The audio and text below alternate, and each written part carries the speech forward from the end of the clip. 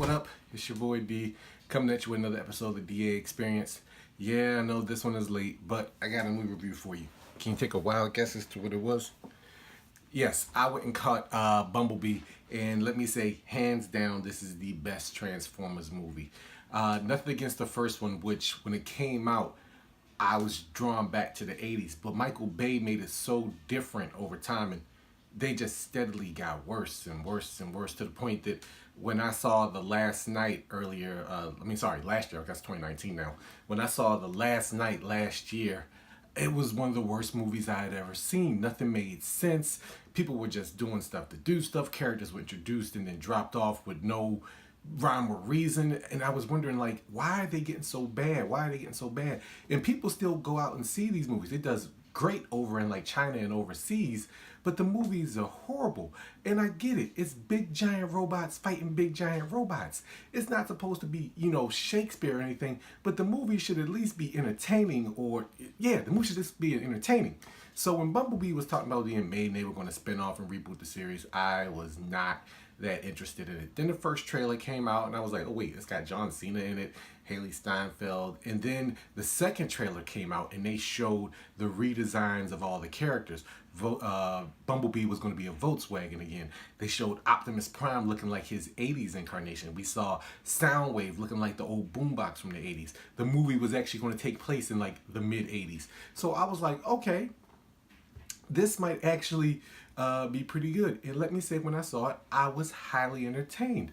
It had me laughing. It had a nice bit of action in it. But the crazy part about it is it's more of a family movie. It's in the vein of, say, E.T. and Iron Giant.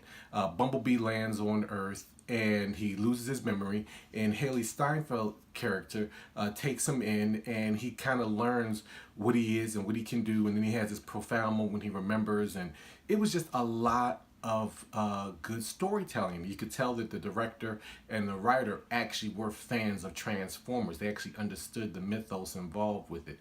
Again, the CGI was great, and to see them transform into like the cars, into the classic vehicles I grew up seeing, it took me right back. Haley Steinfeld was the perfect person to cast in this. She could convey that emotion that was needed to connect you between her and Bumblebee, because Bumblebee is really the only Transformer, or at least Autobot, you see through, I would say, 90% of this movie. So he's carrying this whole thing on his own, and it's not the action extravaganza that we've gotten over the last 10 years. This was more of a heartwarming coming of age story, pretty much, and I enjoyed it from beginning to end. I laughed at it.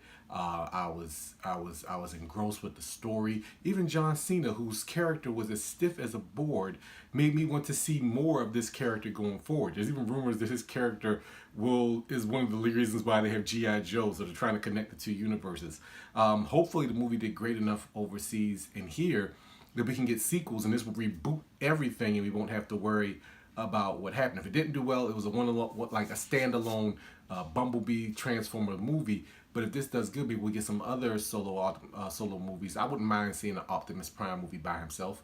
I wouldn't mind seeing some of the other characters that I grew up knowing. But most people only know Bumblebee and Optimus Prime. So again, I wouldn't mind seeing an Optimus Prime solo movie. And if they do it like this, I wouldn't mind it taking place in the late 80s, early 90s, and it just being a lot of fun, just bringing fun back to it. So if you haven't gone and checked out Bumblebee, I highly recommend you go check it out, especially if you are a Transformers fan.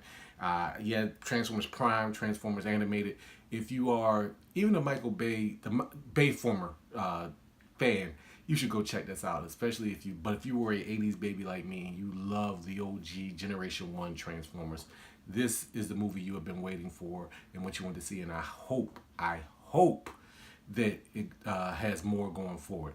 That'll do it for me, though. I'll see you all at the next one. Here's hoping it's a good one. I'm out. Peace!